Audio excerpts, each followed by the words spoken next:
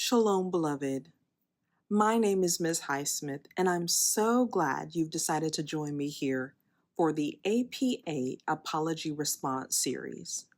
Now, beloved, if you weren't aware, back in February of 2021, the American Psychological Association, also known as the APA, issued a public apology to people and communities of color. This apology addressed the APA's role in promoting, perpetuating, and failing to challenge racism, racial discrimination, and human hierarchy in the United States. Today, we begin to unpack this critical moment in history by focusing on specific patterns of harm embedded within psychological research.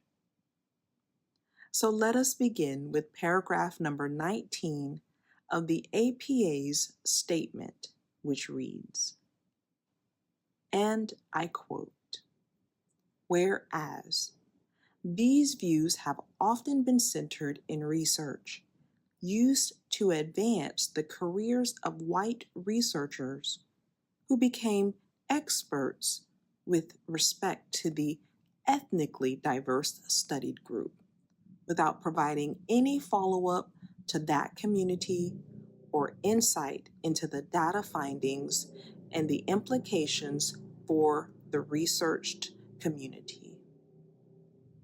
Close quote. Beloved, this is a heavy truth, but a necessary one to confront. So let's delve into historical examples of how white researchers advanced their careers through studies on ethnically diverse groups, often at the expense of those communities. First, we'll look at eugenics and intelligence testings. Francis Galton, known as the founder of eugenics, who emphasized hereditary intelligence. He laid the groundwork for discriminatory policies. Next is Henry Goddard. He translated and adapted the Binet-Simon test and introduced the term moron and used his findings to marginalize immigrant communities. Next is Lewis Terman. He advanced the Stanford Binet test, asserting intelligence as a fixed hereditary trait, which reinforced racial stereotypes. Next is Robert Yerkes. He developed culturally biased Army alpha and beta tests, which perpetuated myths about the intellectual inferiority of African Americans and immigrants. Next, we have Herman Hollerith.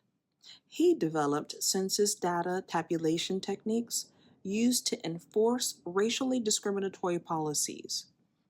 The impact were that these figures popularized the use of flawed intelligence tests to justify exclusionary policies targeting immigrants, African Americans, and other marginalized groups. Their work lacked engagement with or benefit to the communities they harmed.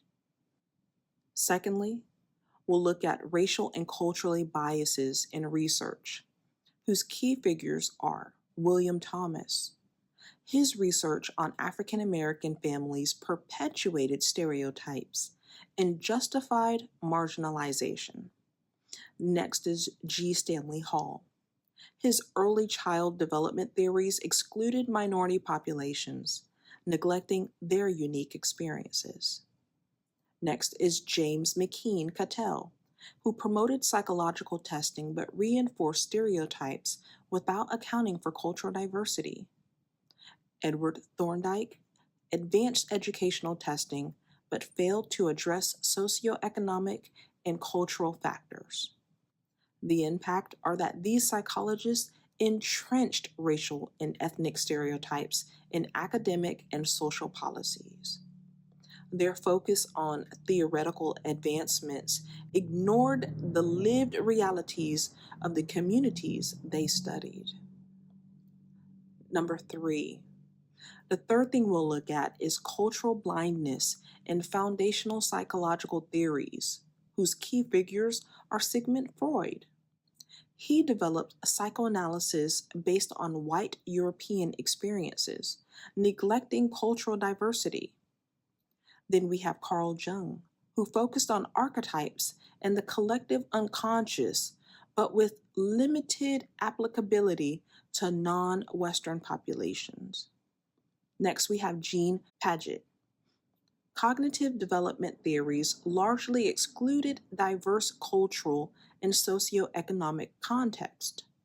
Then we have Carl Rogers, whose humanistic approaches overlook systemic issues affecting marginalized communities. The impact of these lacked cultural relevance and often failed to address systemic oppression or the unique needs of minority groups.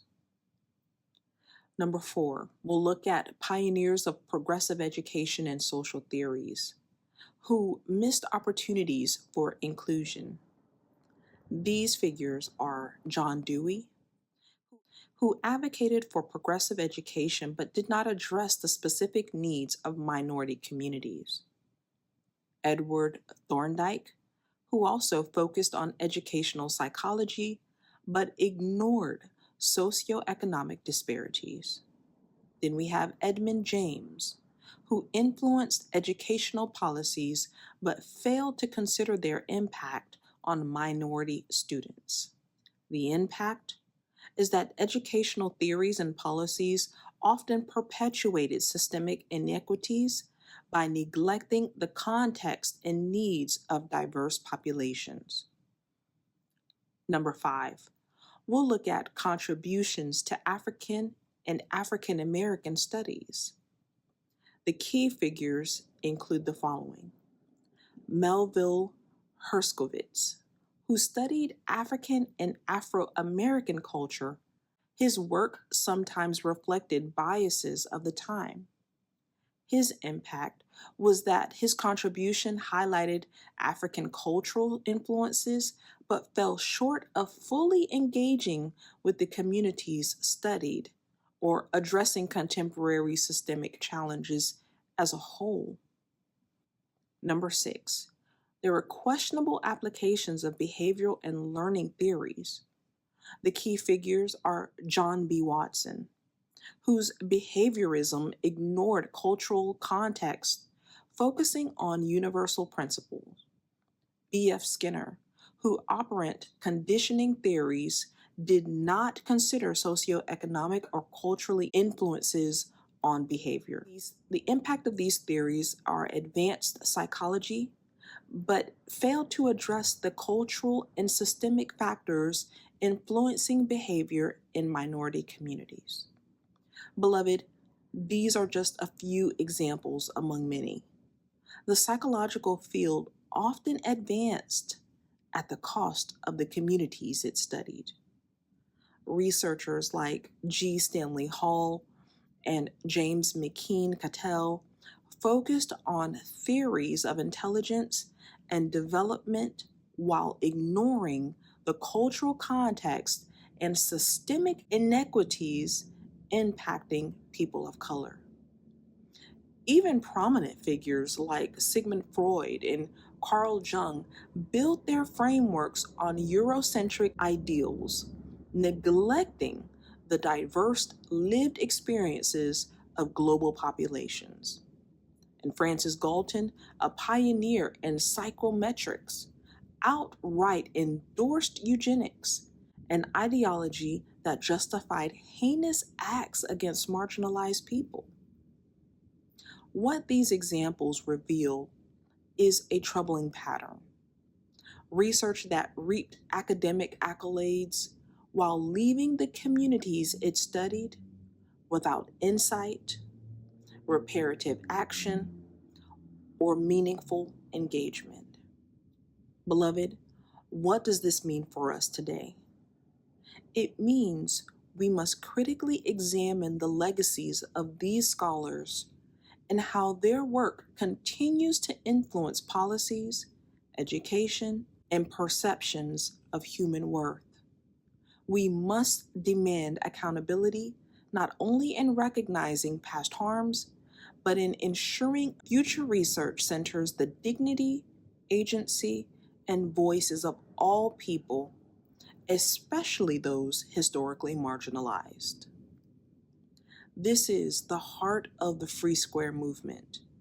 Together, we are committed to challenging systems of oppression, holding institutions accountable, and creating a future where equity is not just an ideal, but a lived reality. Beloved, thank you for walking this journey with me today. In the next episode, we will continue uncovering the threads of this legacy and weaving a tapestry of hope, justice, and liberation. Until then, stay steadfast, stay purposeful, and stay free. Shalom, beloved.